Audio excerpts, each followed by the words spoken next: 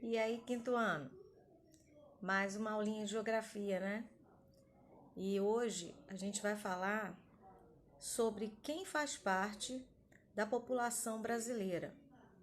Na semana passada, a gente falou sobre como a população brasileira tem aumentado nos últimos anos, né? Por que ela tem aumentado? Qual é a faixa etária que tem aumentado, né?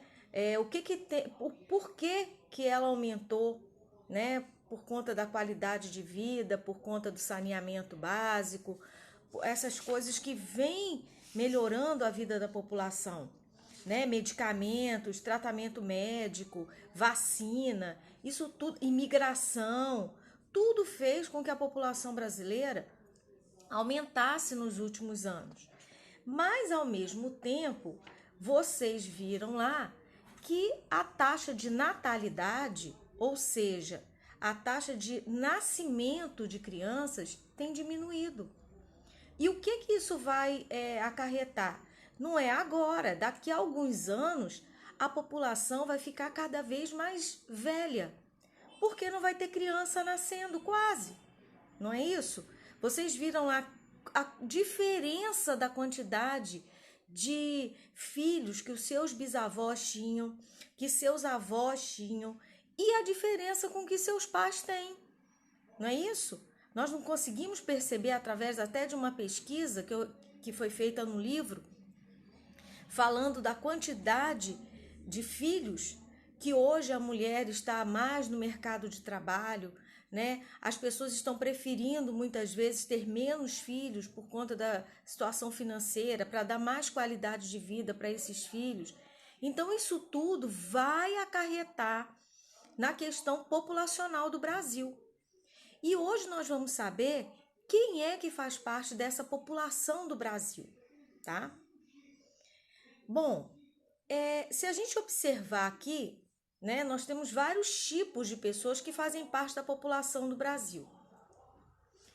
Nós temos crianças e jovens, que são aqueles de 0 a 19 anos, né, que fazem parte de 30% da população brasileira.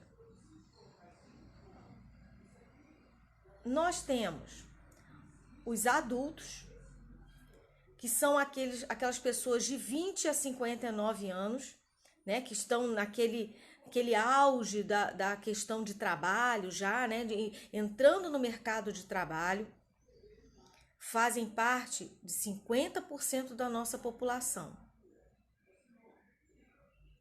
E temos os idosos, que são aqueles que têm 60 anos ou mais e que são 14% da nossa população, tá? As crianças e os jovens, né, o que eles requerem mais do governo? Investimento em educação, né, numa boa educação, um auxílio, né, de repente para melhoria de creche, de escola, de universidades. Os adultos já precisam de um mercado de trabalho que absorva, né, a mão de obra deles. E os idosos, a parte médico-hospitalar, né, a parte de saúde, a gente tem visto, né, principalmente agora nessa época de pandemia, o quanto que os idosos são considerados pessoas de risco, porque uma gripe para eles é muita coisa. Então, o investimento em saúde para eles é muito grande. E uma outra coisa que causa um impacto financeiro no Brasil são as aposentadorias dos idosos. Quanto mais idosos nós tivermos na nossa população, mais aposentadorias. Quanto à distribuição da população brasileira por sexo, né? Nós podemos perceber aqui que o gráfico ele está quase igual, né? Mas se vocês observarem direitinho, a quantidade de mulheres ainda é maior do que a quantidade de homens, né? As mulheres fazem parte de 51% da nossa população e os homens 49%, tá? Aumento do número de idosos no Brasil. Vocês vão ter esse gráfico no livro, que é para vocês observarem a população idosa no Brasil, de 1950 até 2015. Olha como que o aumento foi bem grande da população idosa. E por que a população idosa está aumentando tanto aqui no Brasil, né? Pela expectativa de vida, o aumento da expectativa de vida. E vocês já ouviram falar nesse termo, expectativa de vida? O que significa isso? A expectativa de vida ela é também chamada de esperança de vida ao nascer, né? Ou seja, é aquela estimativa do número de anos que a gente vai poder viver. Então, quando nasce uma criança hoje, qual é a expectativa de vida dela? Se tudo correr bem, se não acontecer problema nenhum na vida dela, qual é a expectativa de vida dela? 70 anos? 60 anos? Qual é a média de vida que o brasileiro vive? Né? Ele consegue viver até que idade? Para cada país existe uma expectativa de vida diferente. E é o que a gente vai ver agora nesse gráfico. É um gráfico em forma de mapa. Olha que interessante.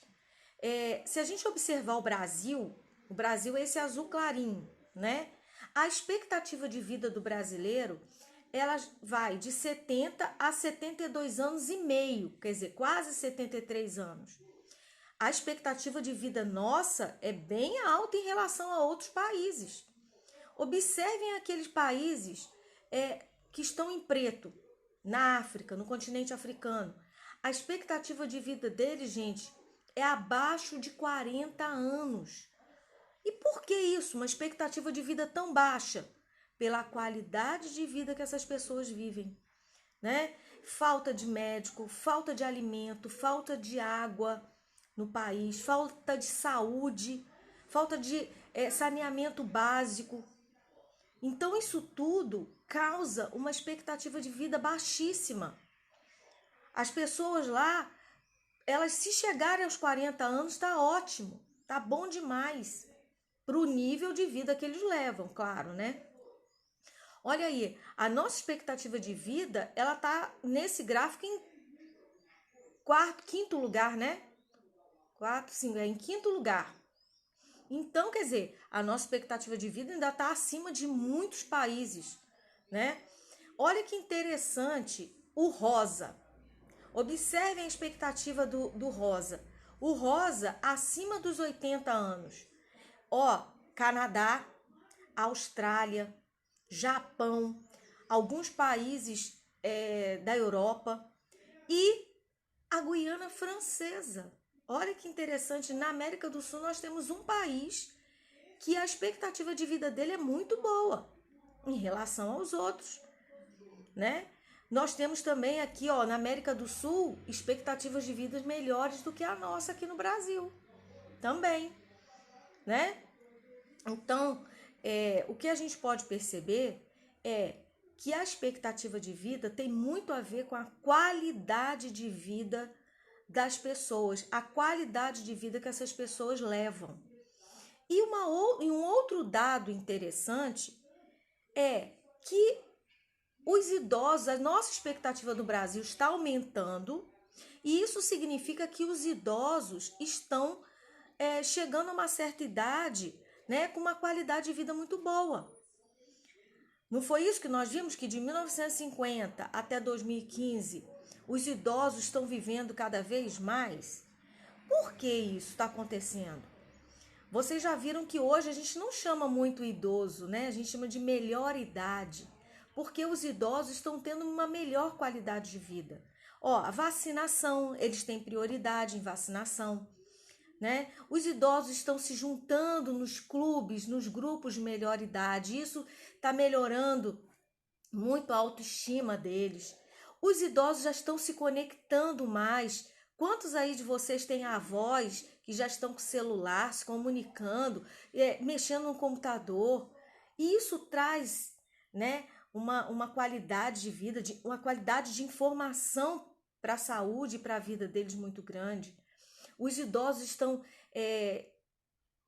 se exercitando mais. Os idosos estão voltando para o mercado de trabalho, gente. Tem muitas empresas que estão contratando idosos, idosos se juntando para fazer trabalho voluntário, né? Ensinando o ofício para os mais novos, até mesmo se for trabalho manual. Então, isso tudo vai melhorando a qualidade de vida do nosso país. Agora, o impacto disso no governo é um pouco maior, porque o investimento para essas pessoas também tem que ser maior. E quanto mais idosos, mais o governo tem que investir, principalmente na saúde e nas aposentadorias, não é? Daqui a uns anos, nós vimos no gráfico da semana passada que eles estão projetando que em 1960 a população, em 2060, desculpa, a população brasileira vai cair. E o que nós já estamos percebendo? Que a quantidade de jovens e crianças está diminuindo. Os pais estão querendo menos filhos ultimamente. O que isso vai impactar daqui a uns anos? A renda para pagar tanta aposentadoria, tanta gente mais velha que vai ter, e quem que vai trabalhar para sustentar essas aposentadorias? Isso é um complicador, mas, né, como tudo na nossa vida, a gente tem que aguardar, esperar e ver quais são as proposições, né, que o governo tem para a gente. Então, nosso assunto de hoje é esse. Vocês vão ter outras atividades no livro e outros textos complementares, tá bom? Então, até a próxima. Um beijo para todos.